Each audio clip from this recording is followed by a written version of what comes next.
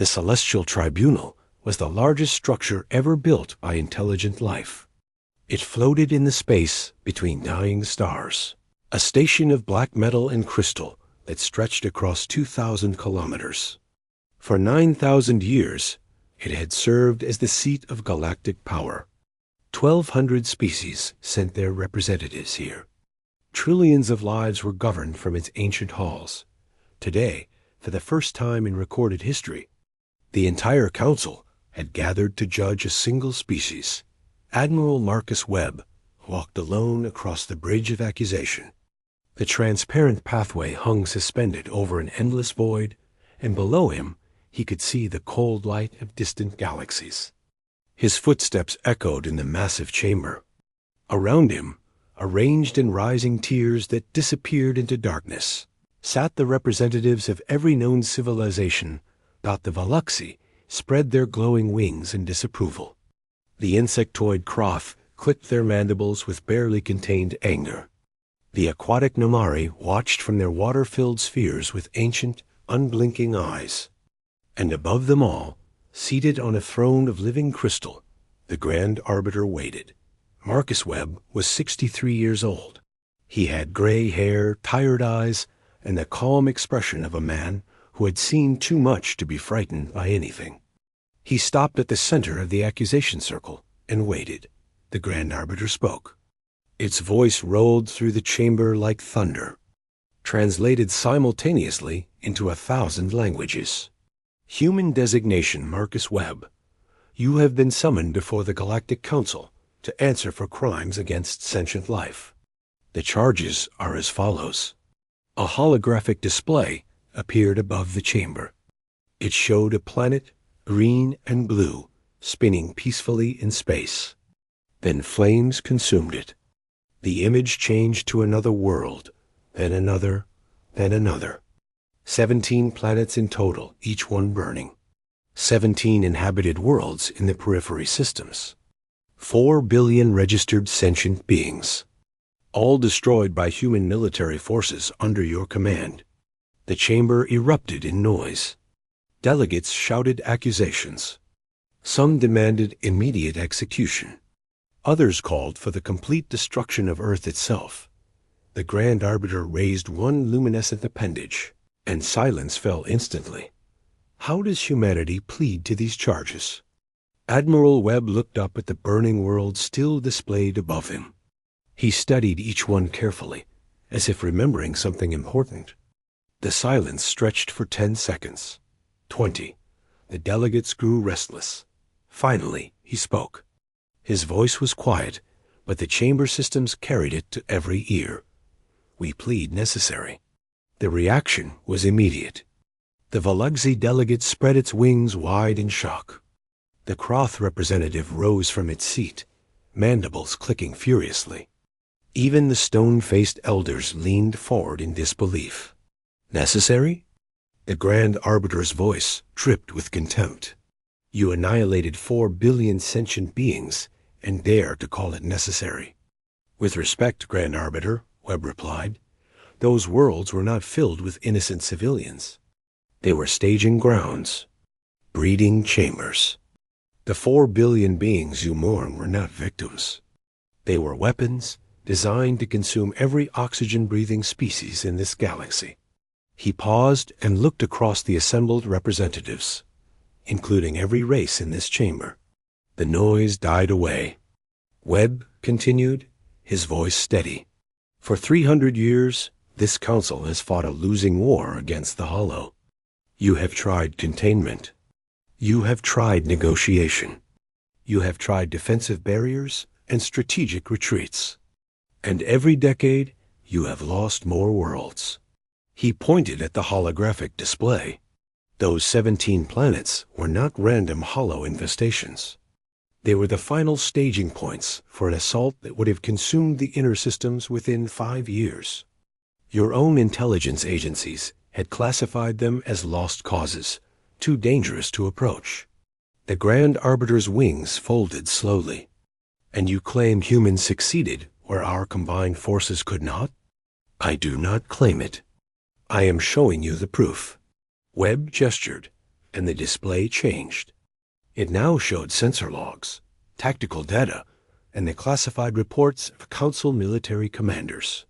Your own records show that humanity eliminated more hollow forces in 6 months than your combined fleets did in 3 centuries. A long silence followed. Finally, a Kroth philosopher named Tessic spoke from his delegation section. Even if what you say is true, human, you used weapons that this council banned 10,000 years ago. You deployed biological agents that could have spread beyond your targets. You detonated devices that turned stars themselves into weapons. These methods were forbidden for good reason. Webb turned to face him. Your forbidden weapons were designed for wars between civilized species. Species that can surrender. Species that can negotiate. Species that can change. His voice hardened. The Hollow are none of these things. They do not surrender. They do not negotiate. They consume everything they touch and grow stronger from the consumption. He looked back at the Grand Arbiter. You fought them with rules designed for enemies who share your values. Humanity fought them with the only rules that matter against an existential threat, whatever it takes to win. The Grand Arbiter studied him for a long moment. You speak with great confidence for a species that only achieved faster than light travel 60 years ago. What makes humans believe they understand warfare better than civilizations that have existed for millions of years? Admiral Webb smiled. It was not a pleasant expression, because humans have been killing each other for 10,000 years before we ever reached the stars. We have practiced warfare on ourselves with a dedication that apparently horrifies your historians. We have developed strategies and weapons and doctrines for every conceivable scenario. He spread his hands. And when we finally encountered the Hollow, we recognized them immediately. We had seen their kind before, not in space, but in our own history. Enemies that cannot be reasoned with. Enemies that must be completely destroyed, or they will eventually destroy you. The chamber was utterly silent now. This council has records of our world wars, Webb continued. You studied them and called us primitive, barbaric. You wondered how any species could survive such self-destructive tendencies. He stepped forward on the crystal platform. Now you know. We survived because when we fight, we do not stop at victory. We fight until the threat can never return. We fight until our children will never have to face the same enemy. The Grand Arbiter leaned forward on its throne. And if this council decides that humanity itself is a threat, what then? Admiral Webb met its gaze without flinching.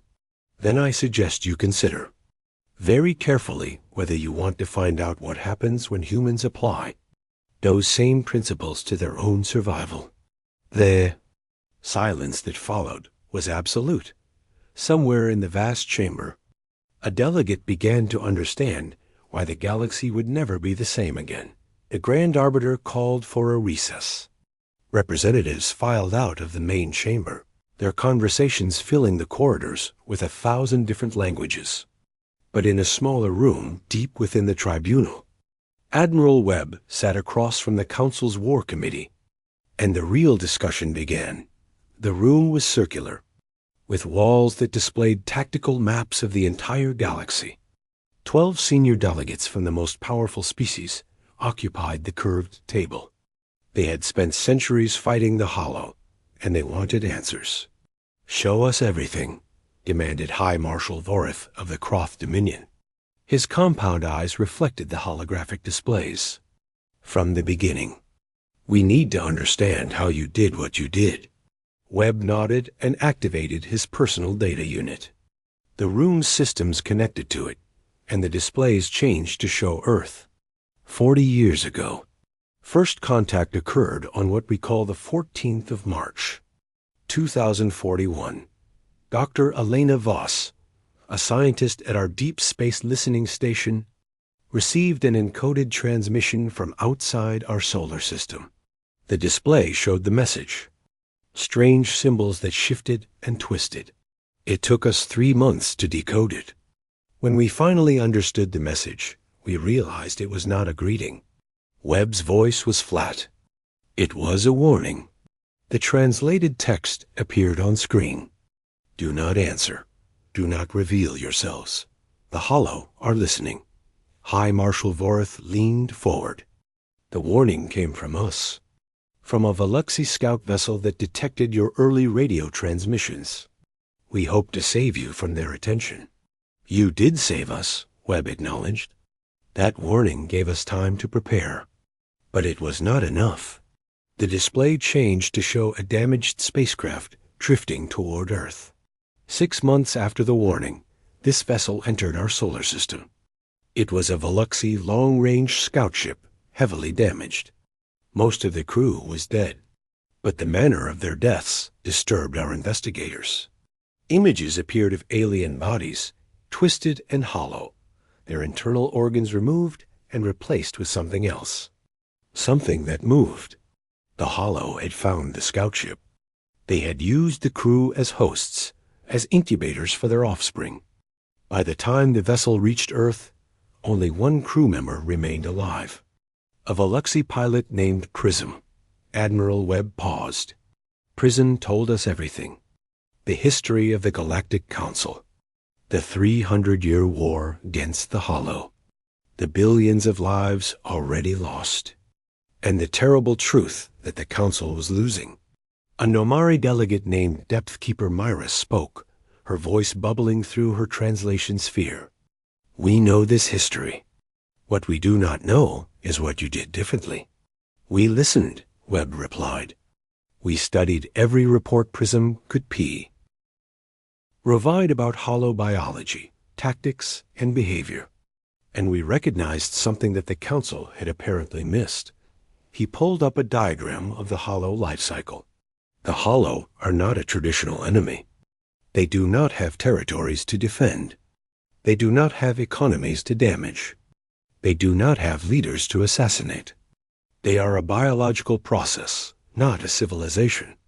And you cannot negotiate with a process. High Marshal Voreth clicked his mandibles impatiently. We know this. We have tried everything. No, Webb said firmly. You have not. You have tried to fight them the way you fight each other. Limited engagements. Defensive positions. Strategic retreats. You have been playing a game where the Hollow gain more from every exchange than they lose. He changed the display to show Council War statistics. Casualty figures. Territory lost. Resources spent. In 300 years of warfare, the Hollow have never retreated permanently. Every world you have reclaimed from them has eventually fallen again. Every weapon you developed, they eventually adapted to. Every barrier you erected, they eventually breached. The committee members shifted uncomfortably. These were not pleasant truths. Humanity approached the problem differently. We asked a simple question. How do you completely eliminate a biological threat? Admiral Webb brought up images from human history, medical diagrams, disease maps, extinction records. We have done this before. On our own world, we have driven species to extinction. We have eradicated diseases that killed millions. We understand what it takes to make something stop existing permanently. He highlighted the key points. First, you must understand the target's biology completely. Not just how to kill individuals, but how the entire species reproduces, spreads, and survives. Second, you must attack every stage of the life cycle simultaneously. Not just the adults, but the eggs, the larvae, the nurseries, the breeding populations. Third, you must be willing to accept that there will be no surrender, no negotiation, no peaceful resolution. The room was very quiet now. We spent 30 years preparing. We infiltrated hollow-controlled systems. We captured specimens for study. We mapped every infestation in the galaxy. We developed weapons specifically designed to target their unique biology. Webb's expression grew harder. And we found something your council had never discovered. The Hollow have a central point of origin. a place where their species first evolved. A core nursery hidden in dead space, protected by defenses that have destroyed every probe you ever sent near it. High Marshal Voreth rose from his seat. That is impossible.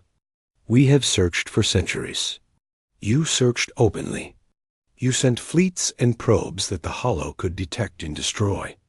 We sent individual operatives, hidden in captured Hollow vessels, traveling for years through infested space. Webb smiled grimly. Humanity is very good at patience when extinction is the alternative. The display changed to show a region of space that appeared completely empty. Then overlay data appeared, revealing a massive structure hidden within a dying nebula. The core nursery, the birthplace of the Hollow species. Every infestation in the galaxy can be traced back to this single point. Depth Keeper Myra spoke slowly. If you knew about this for 15 years, why did you not tell the Council? Admiral Webb met her gaze steadily. Because the Council would have done exactly what it has always done. Formed committees, debated strategies, sent fleets that would have been detected and destroyed, and the Hollow would have moved their nursery to somewhere we could never find again. He stood up from his chair. Humanity could not afford to wait for the Council to be ready, so we prepared alone. We built our forces in secret. We positioned our weapons across hundreds of systems without anyone noticing. And when we were finally ready, we struck everywhere at once. The tactical display lit up with thousands of attack vectors. Operation Cauterize. 17 primary targets, including the core nursery. Every Hollow staging ground in the periphery systems hit simultaneously. Total elimination, completed in 6 months. High Marshal Voreth stared at the display. You committed forces to a galactic campaign that would have taken our combined fleets a decade to execute. How many ships did you lose? Admiral Webb was quiet for a moment. 14,722 vessels. 847,000 human personnel. The largest military operation in our species' history. The numbers hung in the air. Every one of them knew they might not come home. They went anyway, because humanity understood something this Council has apparently forgotten. He looked at each delegate in turn. Some threats cannot be managed. They can only be destroyed. And sometimes the cost of destruction is less than the cost of letting them survive. The committee members exchanged glances. They had come to this meeting expecting to interrogate a war criminal. Instead, they were beginning to understand something far more disturbing. Humanity had not stumbled into galactic affairs by accident. They had entered with a plan, with patience, and with a willingness to do whatever was necessary. And the galaxy would never be the same. The war committee demanded evidence. Admiral Webb gave them everything. For 3 days, the Celestial Tribunal's secure chambers were filled with classified recordings, tactical data, and testimony from human military commanders. What they revealed shocked even the most experienced veterans. Fleet Admiral James Thornton appeared via holographic transmission from the ESS Sovereign, humanity's mobile command center. He was a broad-shouldered man with scars on his face and the steady gaze of someone who had personally overseen the destruction of worlds. The Council fights wars to minimize losses, Thornton explained to the assembled delegates. You measure success by how many of your own people survive. This is an admirable philosophy when facing enemies who think the same way. He gestured, and the display showed Hollow forces swarming across a Council defensive line. The Hollow do not think this way. They have no concept of acceptable losses, because every organism they lose is eventually replaced. Every world they consume makes them stronger. Every year that passes gives them more resources, more soldiers, more ability to overwhelm your defenses. Thornton's expression hardened. Humanity recognized that in a war of attrition against an enemy that grows from consumption, the only winning strategy is to deny them anything to consume. That meant we could not fight defensive battles. We could not protect territory and hope to wear them down. We had to attack their ability to reproduce and spread faster than they could replace their losses. He highlighted the 17 target worlds on the tactical map. These were not random infestations. Our intelligence operative Victor Crane spent 6 years behind enemy lines mapping hollow expansion patterns. He discovered that the hollow do not spread randomly. They follow specific biological imperatives, establishing nursery worlds at regular intervals to support larger populations. The display zoomed in on one of the destroyed planets. Each of these 17 worlds was a nursery, not just a colony, but a critical node in the hollow reproduction network. Destroying them simultaneously was not about killing the hollow already there. It was about breaking their ability to generate new forces. High Marshal Voreth interrupted. Your agent spent 6 years in hollow space? How did he survive? No council operative has lasted more than 8 months. Admiral Webb answered this question. Victor Crane was not a typical operative. He was one of what we call ghost marines, specialists trained to survive in environments where survival should be impossible. He ate hollow biomass that would have killed any other species. He learned to move through their territory by mimicking their chemical signals. He became something barely human to accomplish his mission. The room was silent. Crane returned to us with the location of the core nursery. He also brought back something else. Webb's voice dropped. He brought back a living hollow larva. Several delegates recoiled. The hollow were notoriously impossible to capture. Any specimen ever recovered had self-destructed within hours. Our scientists spent 12 years studying that larva. They learned how the hollow communicate, how they process nutrients, how they reproduce. And they used that knowledge to develop weapons specifically designed to target every weakness in their biology. The display showed COMPLEX molecular diagram. The hollow share genetic material through a network of chemical signals. We created a compound that disrupts those signals, causing their cellular structures to break down. We engineered viruses that specifically target their reproductive organs.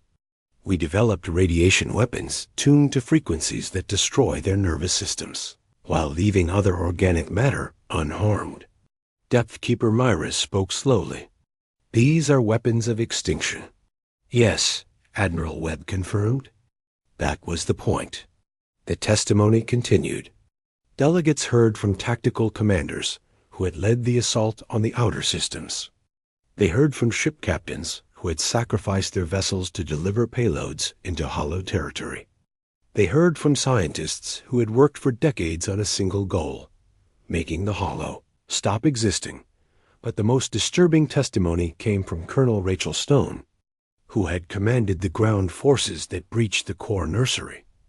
Stone appeared via hologram, a tall woman with burn scars covering the left side of her face. Her left arm had been replaced with a mechanical prosthetic. She spoke in a flat, emotionless voice that somehow made a chi.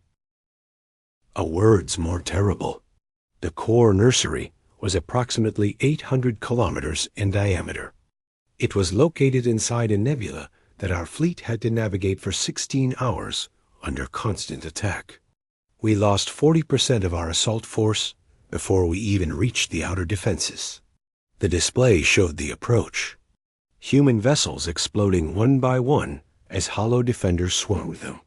The nursery itself was protected by a shell of organic armor nearly a kilometer thick. We had to detonate 17 nuclear devices simultaneously to create a breach wide enough for our ground teams to enter. Stone paused, and something flickered in her eyes. What we found inside was unlike anything in Council records. The Hollow Queen was not a single organism. She was a network of biological systems covering an area the size of a small moon. She was connected to every hollow in the galaxy through some form of quantum entanglement. She felt every death we caused and she responded. The display showed footage from combat cameras. Human soldiers fighting through corridors of living tissue, walls that moved and attacked, environments that shifted and changed to trap the invaders. We lost 8,000 ground troops in the first 4 hours. The Queen adapted to every weapon we deployed within minutes. She generated new defenders faster than we could kill them. By hour 6, we had advanced only 2 kilometers into her structure. Stone's mechanical hand clenched. Then Admiral Thornton authorized the Prometheus Protocol. The room went still. Several delegates looked at each other in confusion. The term was not in any council database. The Prometheus Protocol was humanity's final contingency, Stone explained. If conventional assault failed, we would use unconventional means. Our scientists had determined that the Queen's consciousness was distributed across her entire structure. She could not be killed by destroying any single organ, but she could be killed by destroying everything simultaneously. The display showed a diagram of the weapon. We detonated a gravitational collapse device at the center of the nursery. It created a localized singularity that compressed the entire structure into a point smaller than an atom in approximately 0.003 seconds. Stone's voice remained flat. The Queen did not have time to suffer. Neither did the 732 human soldiers still inside the structure when the device activated. The silence in the chamber was absolute. They knew the protocol might be activated. They volunteered anyway. Their last transmissions were recorded. Stone's hologram flickered, and audio began to play. Human voices, calm and professional, confirming their positions, acknowledging the order. Some saying brief farewells to family members. None pleading for rescue. The last voice was a young woman, barely old enough to serve, speaking with quiet certainty. Tell my mother I was not afraid. Then static. Then nothing. Admiral Webb spoke into the silence. 732 humans gave their lives to kill the Hollow. Queen, they knew that their deaths would mean the end of a threat that had consumed billions over 3 centuries. He looked at the assembled delegates. This is what humanity means when we say we do not wage war. We do not engage in the careful dance of victory and defeat that your species practice. When we fight to end threats permanently. Whatever the cost, whatever the sacrifice. High Marshal Vorith's voice was barely a whisper. You sent your own people to die, knowingly, willingly. Yes, Webb confirmed. And every one of them understood why.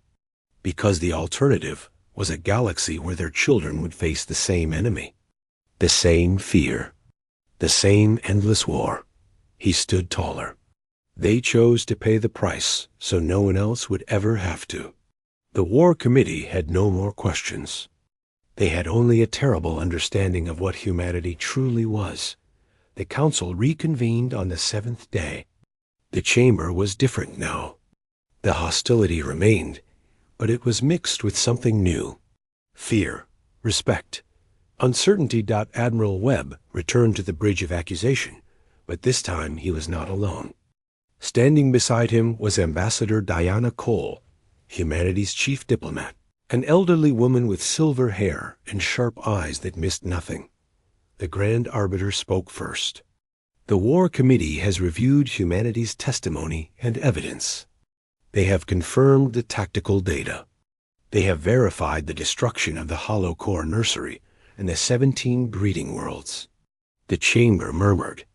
This was the closest the Council had come to admitting humanity had done something positive. However, the Grand Arbiter continued, the methods employed raised profound concerns.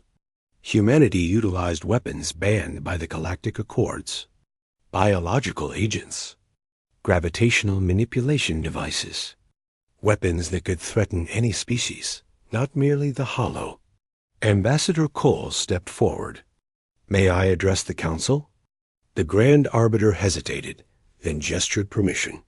"Distinguished representatives," Cole began, her voice carrying the weight of decades of diplomatic experience. "I have spent my entire career trying to build bridges between humanity and the galactic community. I have argued for cooperation, for integration, for peaceful coexistence." She paused. "But I will not apologize for what we did to the Hollow." The chamber stirred. Cole continued. "When humanity entered the galactic stage, we were told we were young, inexperienced, primitive. We were told to follow the rules established by elder species, to learn from civilizations that had existed for millions of years." Her voice hardened. "We followed those rules for 40 years. We joined your peacekeeping coalitions. We contributed resources to your defensive efforts. We watched as the Hollow consumed world after world, while the Council debated response strategies that never worked." She pointed at the delegates. "In 40 years of Council-approved warfare, you lost 127 worlds to the Hollow, 112 billion sentient beings, entire species driven to extinction. And what did your rules accomplish?" No one answered. "Humanity decided that your rules were not working. So we made our own. We developed weapons that could actually destroy the enemy. We built strategies that prioritized victory over protocol. We accepted casualties that your species would never tolerate because we understood what was at stake." Cole walked slowly across the bridge, her footsteps echoing in the silence. "You call our weapons too dangerous. You call our methods too extreme. But let me ask you something." She turned to face the Grand Arbiter directly. "In the 6 months since Operation Cauterize, how many worlds has the Hollow consumed?" The Grand Arbiter was silent. "0, Cole answered.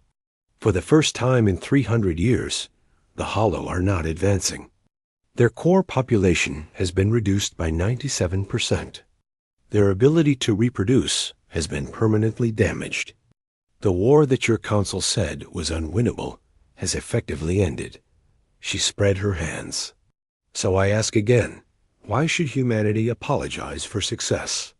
The chamber erupted in argument. Some delegates demanded that humanity be punished, regardless of results. Others argued that the ends justified the means. The Kroth and Veluxi delegations nearly came to physical confrontation. The Grand Arbiter restored order with difficulty. "Ambassador Cole, no one disputes that humanity achieved a military objective. The question before this council is whether your species can be trusted. You have demonstrated capabilities that exceed anything in our records. Weapons that could sterilize planets. Tactics that ignore every civilized constraint. What guarantee does the galaxy have that these weapons will not be used against us?" Cole nodded slowly. "That is the real question, is it not? Not what we did to the Hollow, but what we might do to you." She gestured, and Admiral Webb stepped forward to stand beside her. "Let me tell you about human history. 10,000 years ago, we were scattered tribes fighting each other with rocks and sticks. 5,000 years ago, we built empires that rose and fell in blood and fire. 500 years ago, we developed weapons that could destroy entire cities." Cole's expression was grave. "And 75 years ago, we created devices that could end all life on our planet. Nuclear weapons capable of turning Earth into a dead rock orbiting a dying sun." The delegates listened in uncomfortable silence. For 75 years, humanity lived with the ability to destroy ourselves completely. Multiple nations possessed these weapons. They disagreed on politics, religion, territory, resources. They fought wars over these disagreements. But not once, not ever, did they use nuclear weapons against each other after the first 2 demonstrations. Webb spoke now. "Humanity understands deterrence. We understand that certain weapons exist not to be used, but to ensure that no one else uses them either. The weapons we developed against the Hollow are of the same nature. They exist because they were necessary. They will remain in existence because the universe may present other threats. He looked at the Grand Arbiter. But we have no interest in using them against species that do not threaten our existence. There is no profit in destruction for its own sake. There is no honor in annihilating enemies who could instead become allies. Ambassador Cole took over again. Humanity is offering the Council a choice. You can treat us as criminals, punish us for saving your civilization, and create an enemy that you have already seen you cannot defeat. Or you can accept that the galaxy has changed, that new threats may emerge, and that having humanity as an ally is better than having us as an adversary. She let the words sink in. We are not asking for gratitude. We are not asking foe. Our power or territory or resources. We are asking only to be recognized as equals in a galactic community that we have already proven we can protect. The Grand Arbiter was quiet for a long moment. Finally, it spoke. You speak of equality, but your actions suggest superiority. You made decisions affecting the entire galaxy without consulting the Council. You developed weapons in secret. You launched an offensive that killed billions without warning.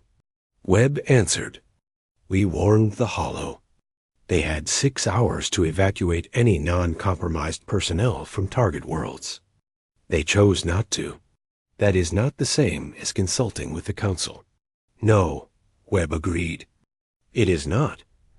And I will not pretend that we trusted the Council to act quickly enough or decisively enough.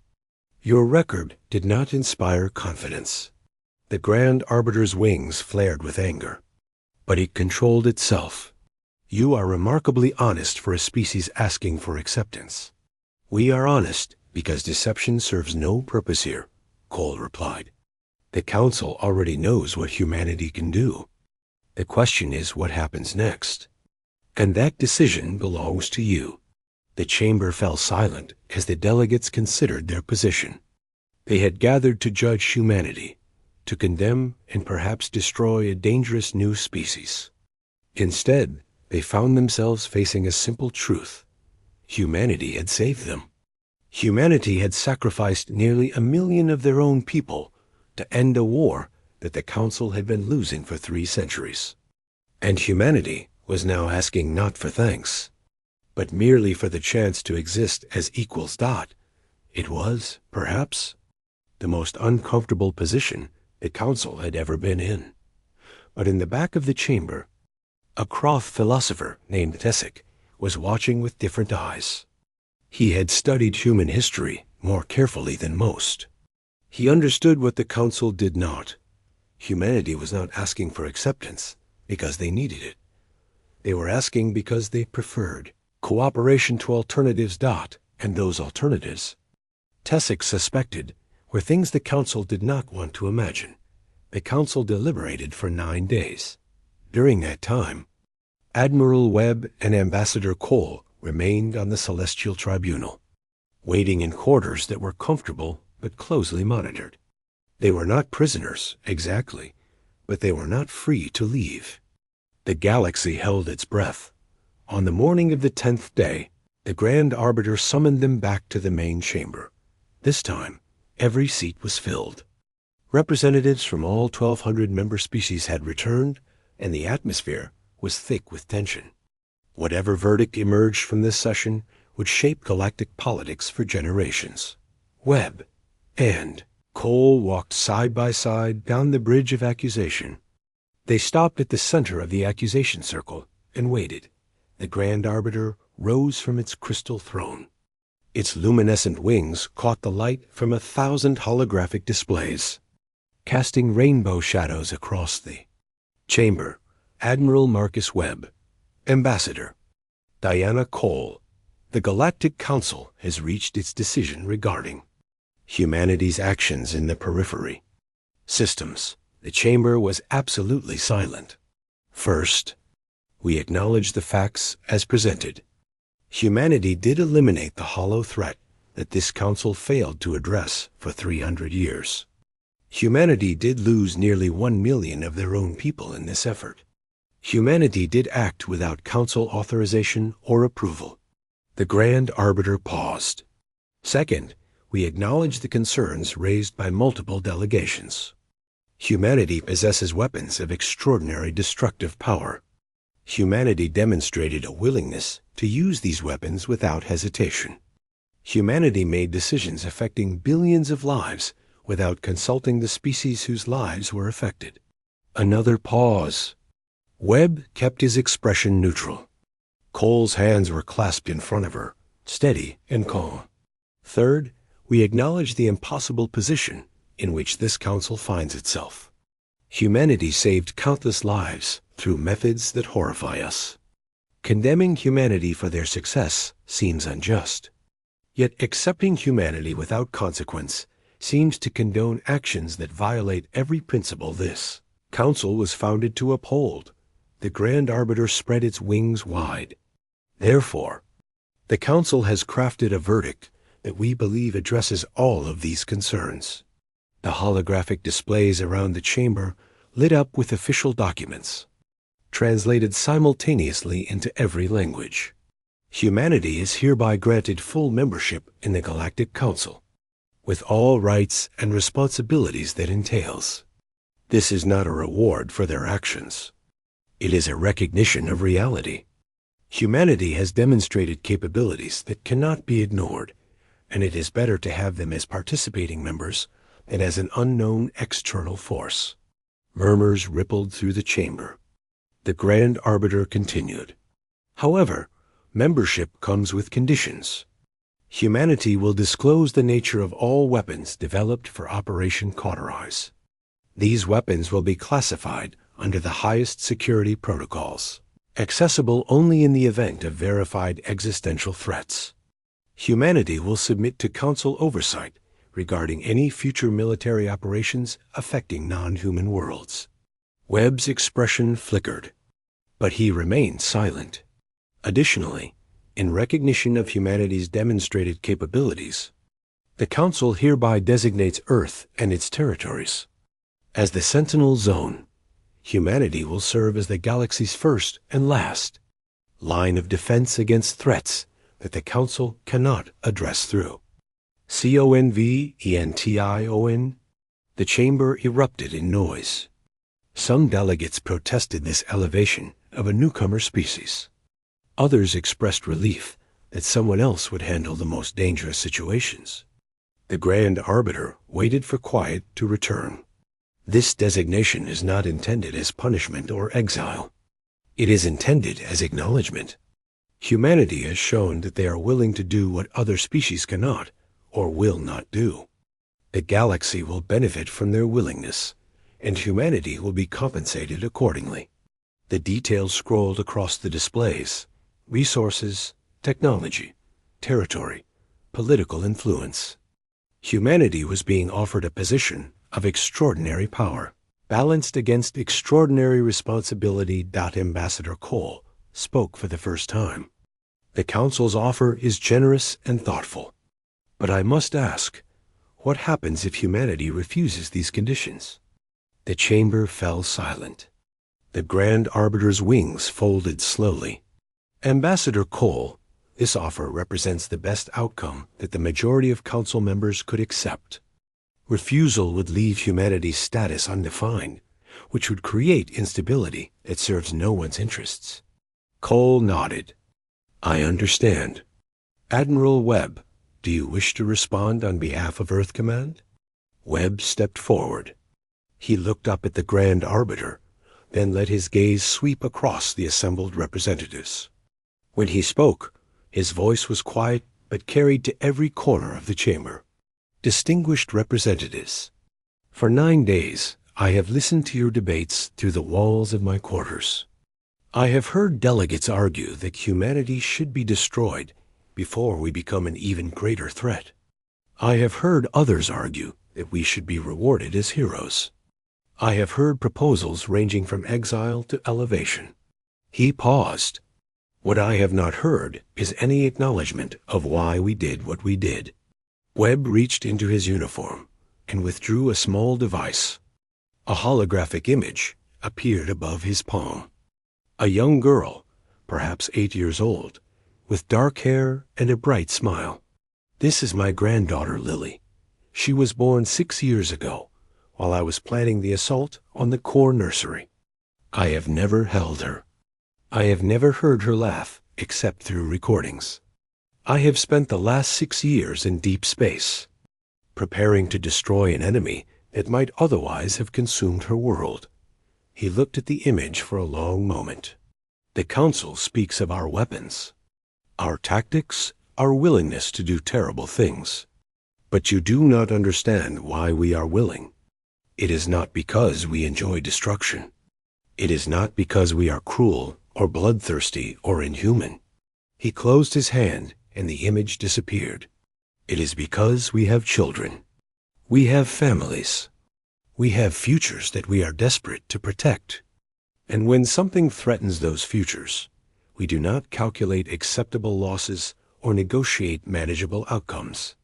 We eliminate the threat completely, whatever it costs us, so that our children will never have to face it. Webb's voice hardened. 732 human soldiers died inside the core nursery, knowing that they would never see their families again.